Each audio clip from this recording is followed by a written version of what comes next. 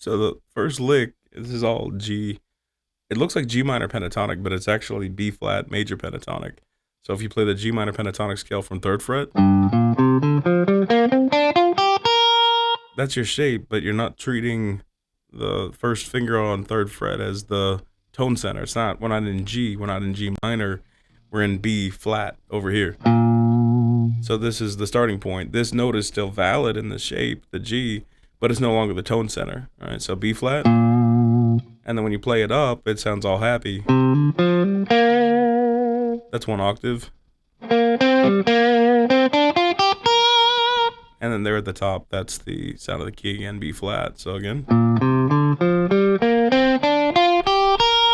B flat major pentatonic. Okay, and so the licks are different when you're treating this as major pentatonic versus minor pentatonic. So if you're a minor pentatonic,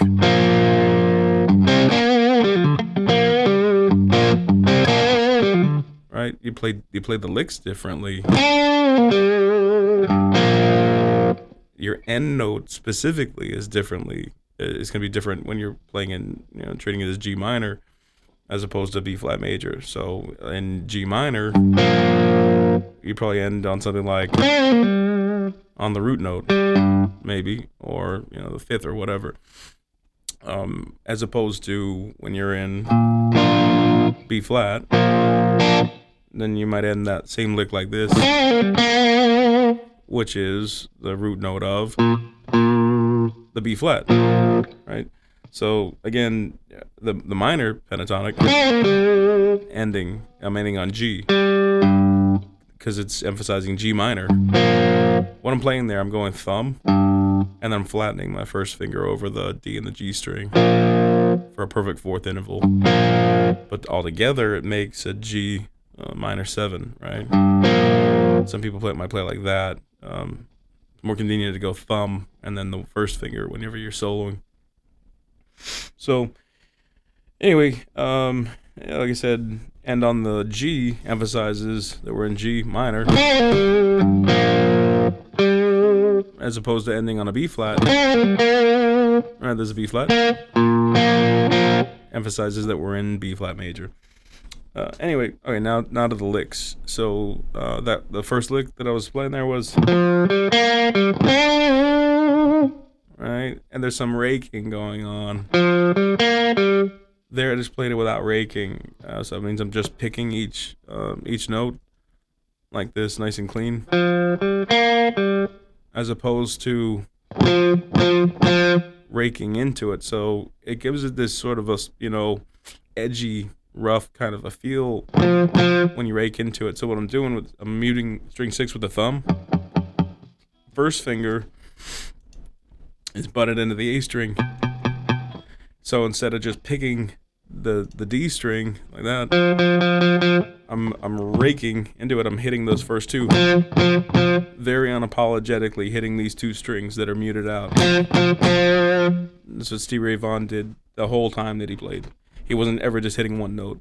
And then maybe after that you follow up with just one note. And then you could rake into this guy.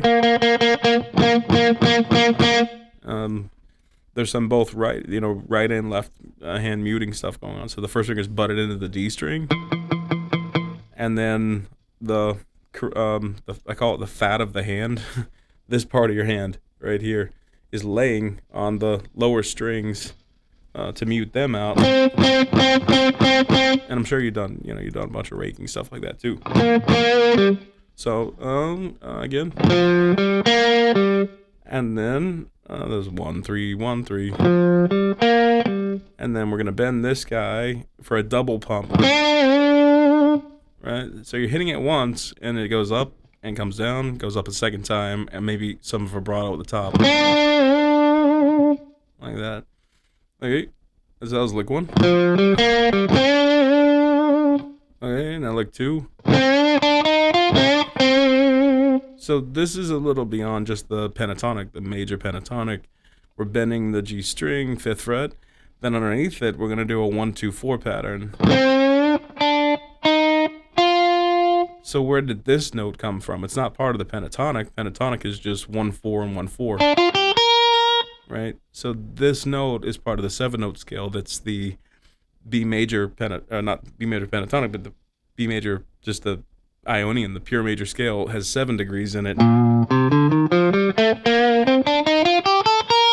like that. So that's where it comes from. So if we want to take B major, and it keeps saying B, it's B flat. We take B flat major pentatonic, which is just the 1-4-1-4 at the top, and we want to make it pure major, which adds in the missing notes. It adds in a missing 4th degree and 7th degree. We add in the 2nd finger here, and on the high E string we add in the 3rd finger. All right, okay. So anyway, back to lick 2.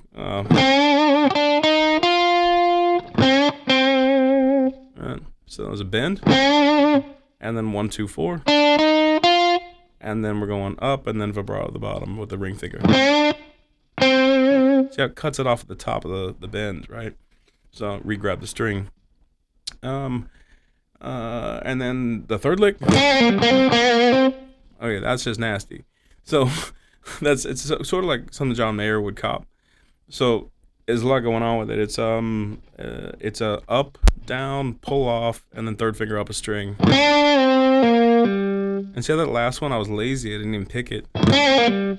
Alright, you could pick it. Debatable, you know, I think it sounds better picked, but I'm lazy a lot of the time. I'll just slam the finger down out of nowhere.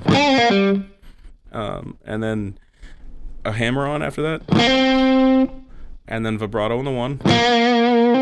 And then that one, I think it sounds better just hammering out of nowhere.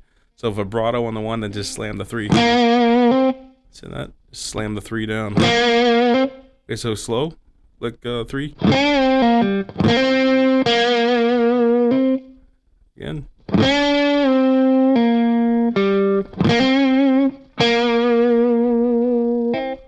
And quick. Okay, then this lick is so stereotypical. I don't know if that's the best way to say it. It's so common that everybody's heard it at some point in time as a blues lick. Sounds. It's like, oh yeah, I like that, because I've heard it definitely before. So what this is doing is going to the minor all of a sudden. So we're not in. All of a sudden it's going into the minor pentatonic, and that's why it sounds like it has such an attitude against it. But don't even think about it, you know, the scale shape of the minor pentatonic. Just know that this is one of those licks that everybody's heard, and here's how you do it. Just leave it at that. So this is, we're almost taking this note on 6th fret a step and a half as a bend. So we're going beyond. There's a full step. You'll take it straight up to the full step and then push it a little further, another half step. So you go. See that? It went full step. And then it strained to get to the next half step out of it, right? Okay. And then we're going to go chromatic after that. 3, 2, 1. So put it together. Alright, now hop over here to 2nd fret. Hear that? It's a subtle pull down. It's a quarter step bend. So you don't just pick the 1st finger there on 2nd fret. You little whip at the end. Then see how my 1st finger is crowding my 2nd finger. I need extra power there. It's the muscle back behind it to give it extra wiggle. All right, so again. All right, again, lick 1. And then 2. Lick 3. 4. And the rhythm can be varied. I varied the rhythm a little bit in some of those compared to the first time I did it. Whatever fits in the lines, you know. And that's it.